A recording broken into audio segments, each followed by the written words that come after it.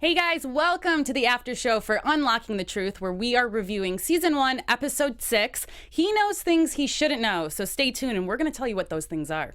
You're tuning into the destination for TV superfan discussion, AFTERBUZZ TV. And now, let the buzz begin. I don't know how Let's just ease into this episode tonight, guys. Just feel the rhythm. Welcome, everyone. Welcome to the after show for Unlocking the Truth, season 1, episode 6. How are we doing tonight, ladies? We missed you last week. I know. How are you doing tonight? So sorry. We're so happy. I know. I left my little children, my little chickadees alone, but you guys killed it. They rocked it. I watched it immediately as soon as I could. Thank you guys for tuning in. I am Nadine Della Pelle. You can find me all over social media at Nadine DP and the number 3. And to my left, I have two gorgeous ladies. Where can they find you guys That's at? us, guys. Hey, guys. Welcome to the show. I'm Maddie Makely, and you can find me on all my social media at Maddie_Makely. Good evening, everyone. I'm Abigail Fraher, and you can find me on all social media at Abigail Fraher. Awesome, awesome. So tonight's episode, I always start off. I know you said that, you just said before we went, you're like, I don't really know my thoughts on the show, so I'm going to ask you. I really can't tell if you heard me on that right now. I know we have our headphones in. So what are your initial thoughts? If you have any, you said you didn't. I am happy that Byron is finally announced, because he wasn't he was announced the episode before last episode and then not mentioned once in the last one, so I'm happy that he had, you know, at least half this episode all to himself. So I'm we got a little teaser of his case. A little teaser of his case, so it's good to know that we're seeing some more people in his case for sure. Calvin Michael Smith 1 too, just getting more information on that. I really thought by now we would figure out who did these crimes and if they're getting out, but we're not, which is fine. We'll keep watching MTV. But you want a resolution immediately. You want instant satisfaction. Yes. So. Right. My ADD is like kicking in. I'm like, all right, let's get one solved. But again, the Byron case I think is it's a little more eerie, I think, than the other ones for some reason, and I don't know why to me, but it's a little more unsettling. I'm a little upset that we didn't get to touch on Michael's case this time, but my favorite. But it was a good episode. I think. I agree too, and I kind of I know that we have 3 main cases, but I like when they just focus on 2 because we're able to get more. We're able to get some more detail and really, go in depth and figure out just some more facts on them. It doesn't feel like as rushed when it's only 2. Like it doesn't feel like we're just like zooming through them just to get all this information in at once. So I'm happy that they're toning it down to 2. Only, so I like the episode. Let's get right into it. Like we said, we finally were able to hear more about Byron's case. Yes. So we did get a little teaser before, and we kind of just start off with talking about Justin who is the boyfriend of the girl who was murdered, Anastasia. And we haven't really, I remember last time when they teased this to us, they didn't really get in depth about him. They just said that, he committed suicide shortly after, and that was kind of it. His storyline kind of ended there, and he wasn't really a suspect. So they brought this back up in the beginning, and we actually talk with Ryan's attorney, which I thought was interesting, that he's still close with her and getting her opinion on what she thinks about the case. And she's kind of leading him through this episode, being like, hey, what you really need to find out is the proximity to both of the deaths, and you try to make sure that it's a murder-suicide. And that's probably one of the only ways you're going to be able to get Byron off. Right. So we start doing that, and we realize that Justin had a history of suicide and various attempts. And I mean, from everything we learned on that, do you guys think that Justin really is a huge suspect in this, or do you think we need some more information on him? I mean, he's a huge suspect because Kelly made him a huge suspect, but I don't think he did it. Justin, not Byron. Justin, yes, the boyfriend. Sorry. Yes. Justin. Justin, the boyfriend. Yes. Sorry about that. I totally think Justin is a huge suspect in this. Yeah. But he's dead. So, but I don't think they should be forced to pin it on someone else like Byron, just because he's dead. And he killed himself the night after. If Byron had done it, I feel like Justin would have went after Byron. Yeah. And wanted to kill him. You know what I mean? Especially if someone killed my significant other, then I would want to kill them, not my. I mean, you know what I mean? I don't know. Yeah. It's what really did it for me. I feel like last week I was like, Byron's still a huge suspect along with Justin, but now I think Justin's definitely the. I mean, obviously we're still getting into the actual case, but it made me realize a lot when they said that Justin killed himself before it was even released, that the identity of Anastasia had been found, or had been, the people selected. Found out about it. And that made me be like, okay, now he's definitely like my number one suspect, because he wouldn't have really he wouldn't have known unless he did it. And why would he just kill himself on this? Like, what's the chance of that happening randomly, that he'd kill himself the same night that she's killed? Yeah, what's the motive? And they did say, like I said, that he has history of suicide attempts. Right. And so you could argue the case that, well, he had seen his girlfriend get shot and he couldn't handle it, regardless if his best friend was the one who did it. So he killed himself for that reason, or because he couldn't handle what he did. So there are two sides to that. But they give us this timeline that at 6 p.m., all four of them were in the car. Justin, Anastasia, Kelly, and Byron. And at 9:10, Byron was dropped off at his house. So he never saw Justin again after 9:10. And then 6 hours after he was dropped off, Anastasia's found dead. And 7 hours after that, Justin kills himself. So there's this whole timeline right there, and basically there's this big chunk of time where Justin is nowhere basically to be found with Byron or with Anastasia or with Kelly. But we see this very eerie kind of video camera footage of him buying the rifle that ended up killing him, which was just such a somber thing to watch and to see. Like, really. Yeah. And very surreal thing to see that, that people, you can just, these are deadly weapons, even though, it's just crazy. So we talk with, then we go and we talk with Cindy Short, who's Byron's attorney. And she basically is the one who gave us this whole timeline. And she also gives us this other fact that he was actually attended a gun show, Justin did, a week before his murder happened and Anastasia's murder happened. And at this gun show, there's a probability that he could have traded a gun without a license, without a receipt needed. Right. So that's how he could have gotten a smaller handgun.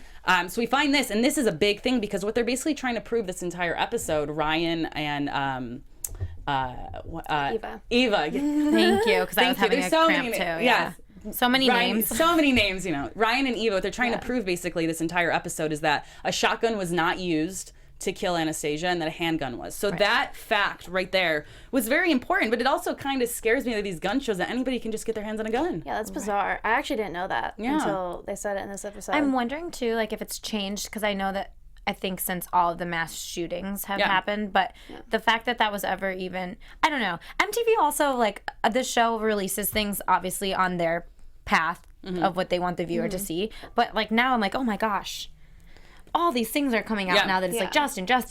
And so I think it's interesting that they keep going back and forth, like, was it a rifle or was it a handgun? The girl said, Kelly says, well, it is a long gun. Well, I kind of thought, okay, well, is it a short rifle or is it a long handgun? Like, because whenever I think of a gun, I automatically think handgun. I don't think of a rifle. But if I had seen a long handgun, I would think that's a really long gun. So, I mean, when everyone's saying different stuff and different things about it, I don't really know. I don't know anything about guns, just so you know. I don't know any of this. I don't know why it even mattered until they really dove into it. So which I thought was very interesting. It was kind of, not cool, but it's interesting to get a behind the scenes look and, and how this type of stuff is figured out. And that's basically what happened this entire episode, is trying to prove. Because in Kelly's statement, she says that it was a big gun and not a short gun that Byron used. It was very long. So if that statement, that means that he must have used a shotgun. Well, and then when they did I'm sorry, I don't know if I'm jumping ahead, when they did the 3D, a visual,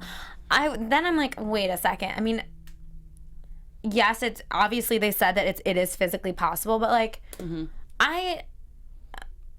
having this much space between me and a car, am I going to pull out a rifle and point? It just seemed like very compact to me with a rifle. But only if that was the only thing they had. Right. That was the only gun he had in the car, and he really wants to kill her. Well, and the way he drew it out, I think they mentioned this in the show too. I'm sure her mentality when someone and you're really good friends with is holding a gun up here to your face, you're probably like, do it. Like, you're not going to shoot me. I would never, if any of my friends held a gun to my face, I'd still be like, you won't shoot me. Yeah. I know you won't. don't. Yeah, Ryan's sister made that You love great me. point. Right. I was wondering what you love me. But yeah, I was wondering what that whole scene with Ryan's father and Ryan's What sister, that was them having gonna lunch. lead. Yeah. I kind of put my pen down. I was like, okay, this is nice. It's just a little bit of fluff. But she actually made a really good point Really there good that point. she knew the person that was killing her, and it makes sense though, because you wouldn't let a stranger. You would try to run away. You would try. I don't know something. I would assume It wouldn't be a straight thing. shot. Like it'd probably be you're a cheek chatting. or something. I don't know. Yeah. Like, I'm sure whoever did it, whether it was Byron or Justin or whoever, I'm sure they stood there for a good, like, I don't think, I feel like the way Kelly explains it is they just took the gun out and shot her right there. Yeah. But I feel like, I mean, There was talk. There's talk Yeah. with the gun up and saying, I will shoot you if you don't, shut up or whatever. And her being like, do it. You're not going to shoot me. You're my friend. Yeah. I don't know. That makes sense. And so that basically just brings us to the fact she knew this person. So we Yes. kind of can eliminate, in a sense, or in my head, I'm at least eliminating some Randoms. random guy that's coming up and shooting you in the face. But going to what you started to bring up was we get to discuss with the ballistics expert.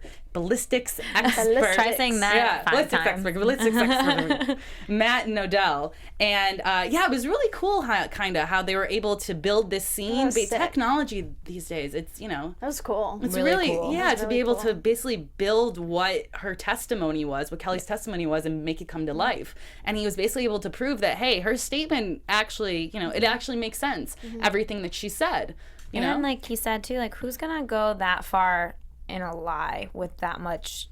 That much. I don't know if he said that or if Well, it was it could be the a next Thomas one, possibility, but- I think he said.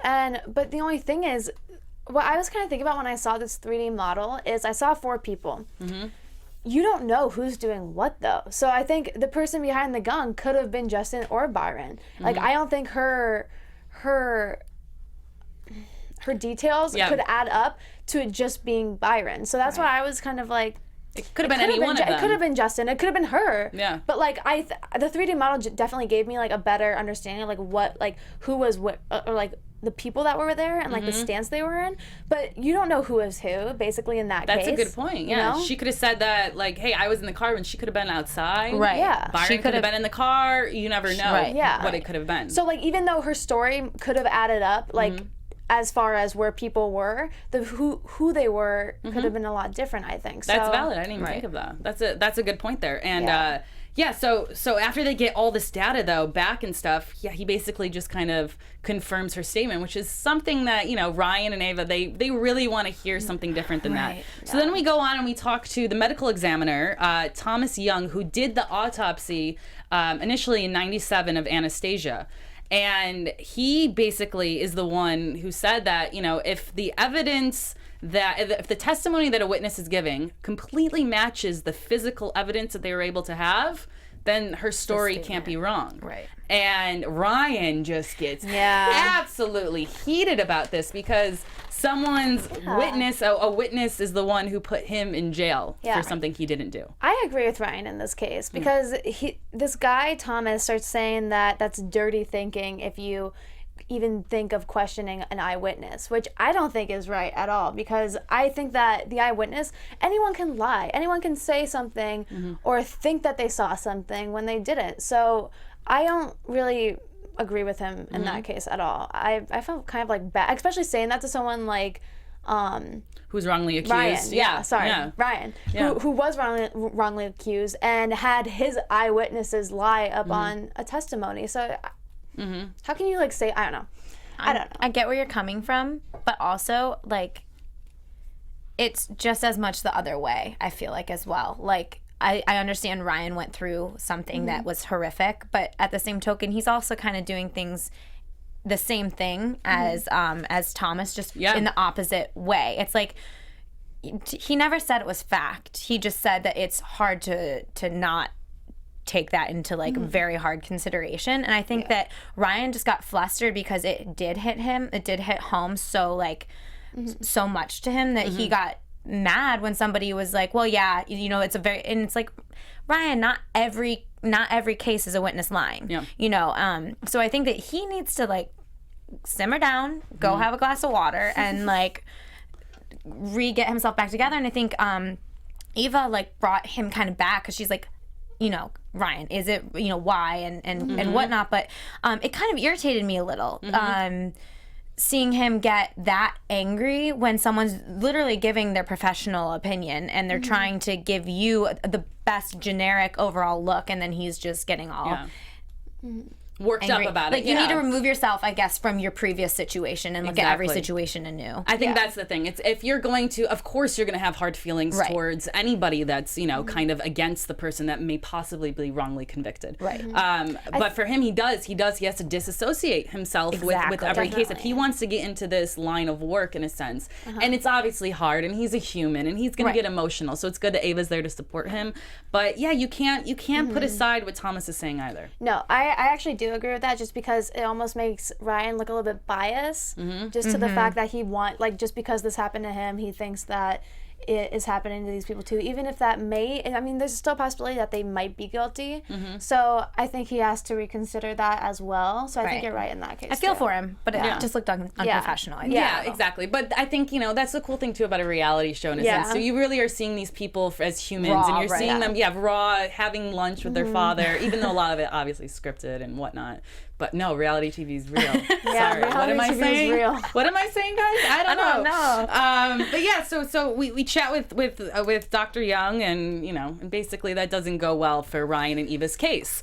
And so then we head on to another medical examiner because they kind of wanted a second opinion. They're like, let's go to another. Let's go to another. Let's go to someone else because let's just see what he has to say. See if he can corroborate, which I think is great. Okay, let's go somewhere else. So we saw Don Pind, which is a great name. Don Pind. I don't know why. I like it. Don Pind, and he basically looks at all the evidence from the case.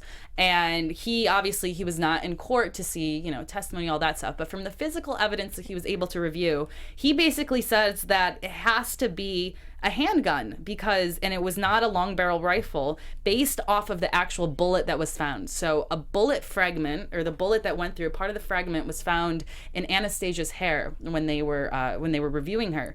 And based off the copper material, he was going on this whole, I'm not a doctor, I don't, I can write down so many facts at a time. Like he had so many things. Like he was 3 different things. So he's very informed in multiple areas. So it was at least it was a good second opinion. He talked about copper residue on the bone and stuff, which But he also said that would be found if the scene was handled properly. And then it brought me back to how the person who found her was on his first it was his first year or something of being a cop. So it's maybe the scene wasn't handled properly. I don't know, just to look at both viewpoints. That's the first thing I thought of when he said that. So I don't know. No, I agree. You never really know, but something like that, when there's a gunshot wound, you're gonna look for that bullet. You're gonna look for all the pieces of that. But that's the number one thing you're gonna look for is those fragments. But yeah, so he went on this whole long spiel about it, and it sounded great. So based off his expert opinion. I need you're just tongue twisters all night. I need to practice before I go on air. He's saying that it was a handgun, and if his opinion is correct, it was probably a .38 revolver. But then he says all of this, but then they go back and they talk to the ballistics expert again, Matt Nadell, who says that, well, you know what? Yeah, he may have said that. You can't eliminate either one because there's a few rifles that the barrel crosses over with a handgun, so they're very similar. So it could have still been a rifle. This is what I kind of mentioned before, how I kind of want to know, how long did Kelly say it was? Did she say it was this long? Because this long for a handgun is long, but this long for a rifle isn't. So how long did she say it was? She just wrote it down, didn't she? Write a written statement. Well, I needed my own statement from Kelly then, because I'm curious to know. That's important information too, and I don't know. I think I agree that they shouldn't be eliminating either one, but I'm gonna have to go with the handgun professional here on this one and say that it wasn't a rifle, it was a handgun. Yeah. I just felt like I was watching a tennis match. I was just like, okay, it's this, and then it's just it's no one knows. It's kind of sad that they're reaching a dead end with this, because they're really trying every avenue, and they're being very creative with the ways that they're doing it and who they're talking to, and they're getting really a lot of experts on this case. But yeah, they just basically came to a dead end, because if there's any slight chance that it could have been than a rifle, then your case is kind of done because you don't have the rifle to actually see. Right. So this is kind of just hearsay based off of the actual evidence of what the gunshot wound looked like. So they basically come to an end with the gun situation, and they're just trying now, to get onto another road to kind of prove that maybe it was Justin that did this. And they show a whole track too of Justin and where he went that night that he killed himself, and they show that he passed his house, and so they were thinking that maybe he was rethinking possibly doing this to himself. And it's just so hard with cases, and we're also going to be talking about Calvin's case where the prime suspect for us in our heads, they're both dead. Right. They're both deceased. So it's very hard to try to prove anything that, how do you prove that a deceased person did this? Right. Well, I almost think that comes down to them just strictly wanting to put someone in jail for a crime, whether they're dead or alive. I mean, they just want someone in jail to pay the price basically for what happened. And Justin's already dead, so can't do him. So who's the next best person? The person that's being accused. So well, because they said that Justin was the primary suspect for 3 years until Kelly's statement. So, and it's like, okay, well, we have an eyewitness who's, has a lot of evidence in there that, collaborates with that. But were you going to say something, love? No. I was also thinking, and Kelly's just like a crackhead and stuff too, so it's like... I you kind of do can't have forget to... that as well. That's when that other doctor with the autopsy, sorry to go back to that, but... Thomas Young. But how he was like, you can't cancel eyewitnesses, but this girl's a lunatic. Yeah. I mean... Well, yeah. Well, that's exactly what he said, that you have to put everything about someone's character to the side. Like, no matter if she's on drugs, she's crazy and whatnot, if what she's saying matches physical evidence, you can't ignore it. But in 3 That's what he's saying. years, I mean, in 3 years, couldn't she have done her own research on this case for herself? That's another thing. Right. So that's where I was going with this, because when Eva started mentioning, she is silent for all these years and then all of a sudden wants to come out and say it. She had 3 years to dig up all of the evidence that she wanted and know what they know to say something that matches it, basically. So that's kind of what I thought of it. Yeah, you never really know, and that's the hard part right now, because what we're trying to do, or what Ryan's trying to do, is prove that that Byron's innocent. So it's like, how do you get him out of jail? And there's only so many routes to get someone out of jail. It's so easy to put someone in jail, but getting them out, as we're seeing, it's just hard. So we kind of came to a dead end with this. So we'll see how they pick this up next episode and what their next kind of steps are in trying to prove that it wasn't Byron. So final thoughts on this case? I'll mention it in predictions. We'll wait till predictions then? Yeah, that sounds good. Okay. You're like, I can't think right now. Okay, all right. So, and then our second case that we discussed tonight, we go back to Calvin Michael Smith, who, remember, is in jail for badly assaulting a woman back in the 90s and at the Silk Plant store. So we discuss again our whole thing. All of us have kind of agreed that we really believe that it's Kenneth Lamoureux, who's also deceased, like we just said, that actually was the guy who did that. So this whole Ryan and Ava this time around with this case, they're basically just trying to prove that Kenneth Lamoureux had told somebody named Shane Fletcher, who was a guy that he'd met in a mental institution, that he told Shane Fletcher about the crime he committed, and that's how Shane knew all this evidence. So that's what they're trying to basically, that's the overview of what we're about to talk about. Yeah. That's the rundown, guys. Wow, you summed it up so much quicker than they did. Yeah, they should hire show's you. over. We're good. And Great show, guys. Thanks for watching. Then we'd have a 5-minute show, and that's basically it. So we start off talking to Chris Swecker, who was he's a former FBI assistant director, who I guess is a main honcho that everyone wants on their side, everyone wants to talk to. Ryan's even like, man, I wish he was on my case. I liked him. What'd you think of him? He was a sweet. I thought he was sweet. I mean, which you wouldn't normally expect for someone that's in such a cold business. So it was kind of shocking almost to see that he was actually a nice guy, thought a little more logically. I like how he was, and he was very honest too. Like, he even said a few years ago, I would have said that there's no innocent people in jail, but after seeing some of the things I've seen, that changes my mind about things, And I like how he said in this case that if he was a jury member, based on what was presented to them, he would have found the defendant guilty. But that's based on what was obviously presented to the jury, which wasn't everything. Was not everything, or like even the truth. So, I kind of liked how he understood the reasoning. He understood. Yeah, and the way he explained it to them, I think. I would hope, as an assistant director of the FBI, would explain things a little bit better than these people that they're interviewing. But the way he laid everything out, and I think the process he kind of walked them through with, like, it's not this person's fault. I think that was really necessary, because I feel like Ryan's just on this warpath right now to just kind of, it's the jury's fault. It's this, and I liked the way Chris kind of was like, this was a horrible investigation, and it was kind of weird too. Because Scott, they talked about Scott Williams from before. Like, I don't understand how one person thinks it's a thorough investigation and then another person thinks it is incompetence and a lack of supervision and a poorly done it. Like, it was just, that's so crazy to me how there's such varying viewpoints on the exact same thing. Yeah, and you kind of have to take into account that you didn't become the assistant director of the FBI because you didn't know what you were talking about.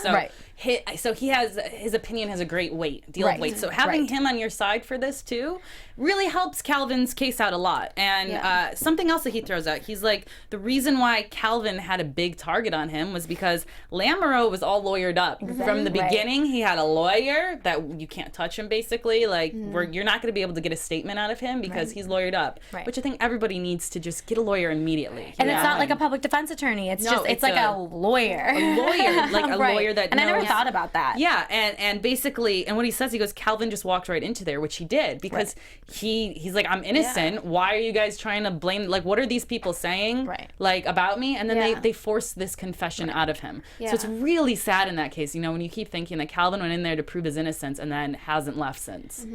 I don't like that they told him, say that you were there and you can leave. And they said that's lying. And it's legal. That's lying. That's because he even made that point. He's like, that was legal what they did. And I'm like, how is that still legal? That's the biggest question. Right? Yeah. I did have to give us credit, though, with the Jill Marker stuff from last week. I was like patting myself on the back because everything Chris said is like basically stuff that we were like pointing out. And I'm like, all right. Maybe I'm learning something. Maybe I'm learning something from the show, right? No, but even with that, I think I heard Eva say during this case, look at that video interview of Jill and tell me that that's an accurate case, because I'll laugh. Like, that was not an accurate interview with her at all. She can't even move. She can barely move. She can't even make an accurate statement at that time. She was so mentally disabled, especially in that video, that I don't even understand how that can be used as evidence.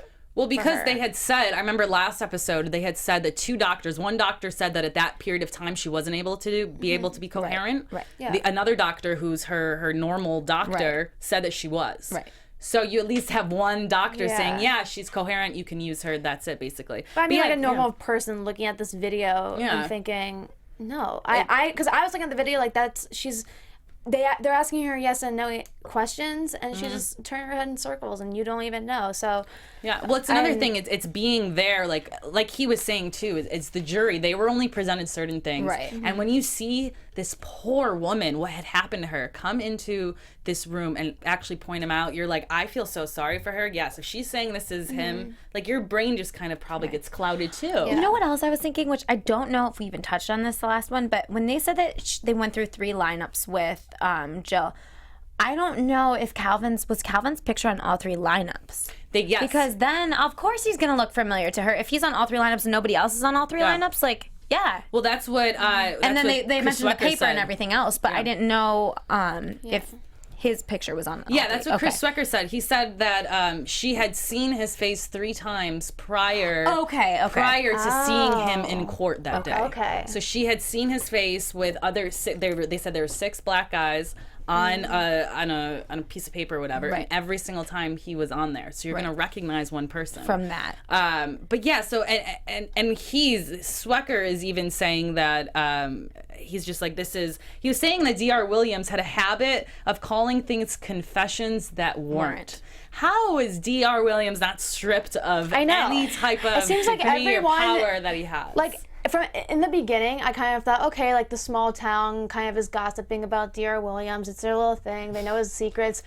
The FBI assistant director knows that you're interrogating false confessions. So why isn't this guy stripped down? I don't know. Exactly. It's bizarre to me. And so basically at the end of their conversation with him, he says that based on the evidence, he's not guilty. Right. That's basically what he says. And if Chris says it, I say it. Yeah, I'm not going to go against Chris. Chris, we got you. That's it. I'm on your side. Yeah. That's it. So after we're done chatting with Chris, we get introduced to this guy who I mentioned prior in my rundown when I was telling you guys what we were going to talk about. Shane Fletcher, who is a man who had admitted to performing this crime, says that he is the one who injured Jill, who beat her brutally. Did this crime to Jill. But the thing is that he was actually in a mental hospital the night of the attack. But the strange thing is, so he's saying he's there, he actually wasn't there, but he is giving all of the evidence that they had found, all these facts, that there was $75 taken out of the drawer, that there wasn't a big safe in the back, that what she was hit with, how she was hit. They even tried tricking him, and he knew all the answers to the trick questions too, which is bizarre. They said a 50-page thing, and he basically passed. Can I just real quick insert? This guy walks in and says he did it, has all these facts, and then they're gonna still quiz him. Mm-hmm. Calvin walks in, said he didn't do it, and they're gonna say he did it. It just does not make sense. To me, how it's oh, but are you sure you did it? You really sure you did it? And then it's nope, you did it. I just don't. I don't. Well, it was also easier, I think, for them to tell Shane. First of all, this guy's kind of a lunatic too. He has a lot of mental issues. Very off, clearly. But there was valid proof that he wasn't there that night. No, I know, but that's, I'm saying though, even before his mom called, they went through these questions with him, and I'm just why are you going through these questions with someone who's saying they did it when someone who's saying they aren't? That they didn't do it isn't getting questions that. Yeah. It was just so unfair. No, so messed up to me. Yeah, how they're doing it. No, completely. Yeah. But they find out that his mom basically calls in Jerry Shivers. She calls into the police. It's let me save you guys a lot of time. My son has a lot of mental issues, and he was actually locked up in the mental hospital at the time of this crime. There's no way he could do it. Right. So they were able to corroborate that with the mental hospital and be yes, he was here. It's a locked, secured thing. He's not escaping. This isn't, Pretty Little Liars. If you ever saw Pretty Little Liars, they escape from mental hospitals all the time. Anyway, yes, I love that show. And you can catch her on. No, I'm just kidding. Yeah, you can catch me on Tuesday. It's another Tuesday. So she basically, and then we get to chat with her as well. Ryan and Ava, they go and they meet with Jerry.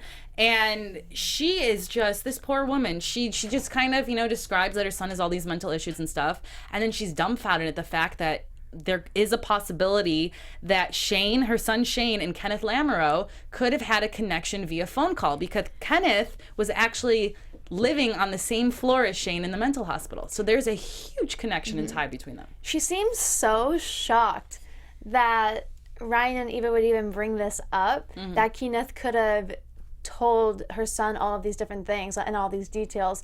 But you never thought of that? Not even a little. She seemed so dumbfounded, oh my gosh, I never thought of that. No, it couldn't be. You never thought. Well, I think she probably didn't know that Kenneth was on the same floor as him. I really don't think she knew I don't think she knew that She connection, didn't? and I think she was just literally dumbfounded, oh my goodness, is this really what happened? And I really felt for her. I feel more than normal, because normally I feel for people who are associated with the either the victims or of course, the suspects, but she was so honest, and she was just he is a mess. She didn't try to protect him. She didn't try and say no, he would never. She was just he's messed up. He swallows knives. He swallows he's on drugs. He has demons. All of those things, and it was heartbreaking for you to be able to see a parent talk about their child that way, and you can't come to their defense. She had to accept it. Right. She didn't want to say that. I mean, but she is being very honest to herself, and which is appreciated. No, of course. I mean, she's had to come to terms with it. Right. That unfortunately, that he has some type of disease. Right. And this is who he is. This is her son. Right. And it's just interesting that she, from the beginning, goes, it was Kenneth Lamoureux who did this. Right. 1,000% it has to be. And it just kind of broke my heart, kind of hearing that. Yeah. But so we don't really get get much information from her besides the fact the big piece of that we get from her is that Shane was allowed to make phone calls from the mental hospital. So the fact that he was able to have outside connection with anybody means that there is a slight possibility that he could have talked with Kenneth, and Kenneth could have described this horrible crime that was committed. And did they say all those phone records are not available? They said the phone record, because that's a thing with back in the anything before, I think, like 2000, it's very hard. Even from landlines, they don't have. I don't know. That just seems so crazy. It's sketchy a little yeah, bit, especially too. from Did like they a even mental check? institution. Yeah, Did they even check though? I'm sure they Yeah. checked. They Oh, had to. okay. Yeah, they definitely checked. But it's just They didn't do it. anything. Crazy. It's not like it is today. Like we're so lucky We're today. so tech savvy. Like I could Right. look at someone's phone records in 2 seconds on Right. my cell phone. Right. Maybe not, but I could ask Close. someone Yeah. that knew how to do that. So then we're like, okay, well, as if I'm there with Ryan and Ava, but they're like, okay, well, let's go talk to Shane. And Shane is currently locked up in a max facility prison for we're not sure what crime. They didn't say, or maybe I missed it. I think they said it was for assaulting another woman. Is that what it was? I think so, Oh, yeah. okay, so there's that. So Ryan is actually the one who goes to chat with Shane in jail, and it was very, I felt for Ryan too, having to go back to a place like he really had a stomach up to go do that. Yeah. The place that you were living in for all those years. I know it wasn't the exact same Right. prison, but still going into a prison from the other side, I couldn't even imagine what he was going through. But he sucked it up and he went and he did it to try and help Calvin out. And he basically got nothing out of Shane. Shane is just, it was very sad to see. He's just, he's just a lost soul, kind of. The only thing we found was Shane likes rappers. Shane likes rappers. Shane likes rappers, basically. He was just, so we weren't really able to get much out of him. So that kind of leads us to a dead end with Calvin's case right now as well. Which is, it's sad right now because we really want to find a resolution like we were chatting about before. Right. So it'll be interesting to see with his case as well, where they're going to go. What's the next thread? How many threads are left? How many do we have left? How many more things can we kind of, try to figure out before there's kind of a dead end? But it's not proving with both of these cases that we talked about tonight, Byron's case and Calvin's case. They're both other possible suspects that could have done it. It's not that they're not proving that there could have been someone else. They have a lot of facts. They don't have that one big piece of evidence that will help them, though. Yeah. The one thing though that I wish Ryan would have asked Shane is because he asked him so many questions, and then I caught him like almost wanting to like feed him like did you see that in there? I'm like, catch yourself Ryan, and he do what did the cops because did. I was like, don't, because that is gonna like not be a cool thing. But he caught himself. But I wish when Shane said that Calvin didn't do it, I wish Ryan would have said why do you think that or something, because it wasn't, I don't think it was ever, I don't think that Shane would have been able to answer that, but I would just wish I would have heard that kind That of was a a big question, thing I too. guess. That he was saying that Calvin didn't do Right. it. So it's exactly why. Right. What's the reasoning He behind didn't that? know Calvin, But anything that he's really going to say there is kind of just going to be dismissed. No, too. right. The only thing Right. I'm kind of confused about with him is he doesn't seem like he remembers or even knows anything, because every question that Ryan asked him, he responded with, I probably did. That probably happened. Maybe, possibly. But he doesn't remember all that, but he was able to remember all of the details that someone told him and regurgitate them to the cops. But that was back in 97 but he in the still had 90s. issues then, so I wasn't really sure, I don't think he's like faking it at all, Yeah. obviously. He has like mental issues, but it kind of made me think like, Of how could he? Yeah, yeah. but I mean, but how else would he know? You know what I mean? That's the other thing, is how else does this man know all these specific details if he was those locked in a phone mental records. institution? He had some type of outside connection, and the connection is Kenneth. And let's get into some predictions. let's just do that. Let's just do it. Before I start chatting away. Now, your AfterBuzz TV predictions.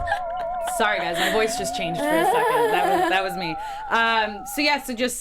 So what was my prediction right now? What was I saying? Go back to that. Kenneth. Sorry, Kenneth. Yeah, Kenneth. So basically, my prediction is kind of what they're trying to prove. Yeah. Is what I think happened was that because the only possible way that Shane could have known these details is if somebody told him. Right. The fact that Kenneth happened to be on the same floor as him in this mental institution, and Kenneth is our prime suspect, is very eerie to me. I really firmly believe that Kenneth had told Shane these things, but I don't know if we're going to be able to prove it, and that's the issue. And I think that that's a big piece that's maybe going to hinder Calvin being released. And then I'll go into my other prediction.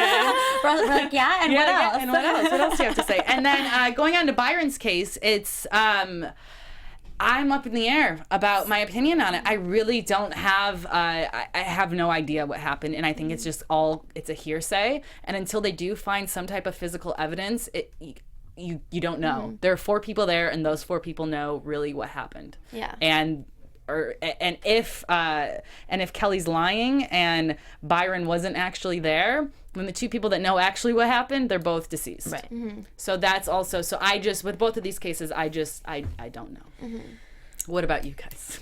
I'm going to come to a direct conclusion with this you one. give one. I'm going to go with yours too. I think that Kenneth definitely got in touch with Shane somehow. I don't know how, but I almost feel like when he met Shane, he probably realized what a kook he was and thought, wow, I can use this to my advantage. This is what you're going to do. This is what you did yesterday. And you're going to, or like... So you think Shane told Kenneth this stuff? No. I think Kenneth told Shane all of these details of the crime, and then he said, and you did this, so you're going to go tell the cops. And Shane was probably like, okay, yeah, I'll do that. And so I think that he almost told him, turn yourself in. Turn yourself, so that he's not caught for it. So Kenneth isn't caught for it. Yeah, so that he already has, you know. Wow. That's what I think, you I guys. like the deep thinking on that one. Investigate mad. That was good. Good on you. And then with Calvin, I think Justin did it. I just do because... With Byron. With Byron. I'm so sorry. Yeah. Yeah, it's with Byron. With Byron. So many names, you guys. Yeah, but yeah, I do think Justin did it just because I don't think Byron did it. And besides Kelly, I don't think anyone else could have done it. And Justin just so happened to kill himself a few hours later. So I think Justin did it. All right. Too soon on the Byron case. I'm not even going to pick anyone. Yeah. I think it's way too suspect. Kenneth totally, I think, did it. I think that we need to give Chris a call because he's pretty high up, and I think he has some connections. Yeah. And I think he just needs to get Calvin out. I don't know. I mean, there has to be, like, I watch Ray Donovan. I mean, there has to be something the FBI can do. TV's so real. No, I know, right? You know? No, but on a serious note, like, they have to figure out something to get Calvin out, because it's just, a basic person can watch the show and everything and Yeah. It's just so obvious to me. Yeah, I think what it goes back to, I think for me, like, the only thing that I'm looking at that they could possibly try now is just to really get those witnesses to really go on stand and be like, I was lying. Definitely. And if you have all those witnesses say we were lying, then he can get out. Exactly. So I think that is probably I really hope one of the that only happens, options. because I don't know, guys. So I'm stressed I'm out. drawing such a blank with this whole, like, right. my brain is fried from these episodes. Like, I just can't even. It's a lot. Well, it's a lot. There's serious things that have happened, and it's real stuff. And we're not talking about this fluffy TV I think that's why it is so, like, I need, like, a glass of wine. And I think that's why. It's because it's real. It's not just a show. And we're talking about people's lives here. So we always have to remember that, too. And, you know, we just hope, I know I do, and I know you guys do, too, as well, just that, you know, justice can be served and innocent people can get out if they are indeed innocent. So... Right. Let us know your comments on this video, just right below where we're chatting right now with you guys. And please feel free to give us 5 stars on iTunes and to like and subscribe to us everywhere at AfterBuzz TV. And thank you so much for watching us. We will be here next week, next Wednesday. It is Wednesday. today. We'll have a little Skype in. Yeah, next Wednesday we will be Skyping in with a case we didn't talk about, but Michael Polite, both of his sisters, will hopefully be on with us next week as well. My name is Nadine Della Pelle. Thank you guys so much for watching. You can find me at Nadine DP and the number 3. And what about you guys? Thank you guys so much for watching. Can't wait to see you guys next week too. My name is Maddie Makely, and you can find me on all my socials at Maddie_Makely. Guys, thank you so much for all the Twitter responses that we've gotten, also from the families. We really appreciate it. So keep doing that, and you can find me at Abigail Fraher on all social media. Have a great evening. From executive producers Maria Menounos, Kevin Undergaro, Phil Svitek, and the entire AfterBuzz TV staff, we would like to thank you for listening to the AfterBuzz TV network. To watch or listen to other after shows and post comments or questions, be sure to visit AfterBuzzTV.com. I'm Sir Richard Wentworth, and this has been a presentation of AfterBuzz TV. Buzz you later. The views expressed herein are those of the hosts only and do not necessarily reflect the views of AfterBuzz TV or its owners or principals.